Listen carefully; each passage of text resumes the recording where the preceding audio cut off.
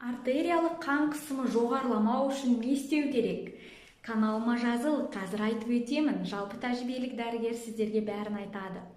Қан қысымыңыз жоғарламау үшін зиянды әдеттердің бәрін қойыңыз. Темекі, насвай, кальян, алкогольді ішімдіктерді ішу, энергетикалық ішімдіктерді ішу, салмағыңызды төмендетіңіз және күнде дене шынықтырумен айналысыңыз. 30 минут белсенді дене шынықтырумен айналысу керек.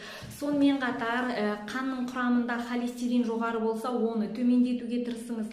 Және қанның құрамында глюкоза жоғары болса, оны да төмендетуге тырысу керек. Көмірсу тамақтарын бәрін төмендету керек.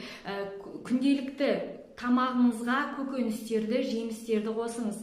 Күнделікті сізде жеміс пен көкөніс 400 грамм болу керек. Тұз тағамдарын тоже төмендетеміз. Тұз тағам бір тәулікте максимум 5 грамм йодталған тұз жеуге болады.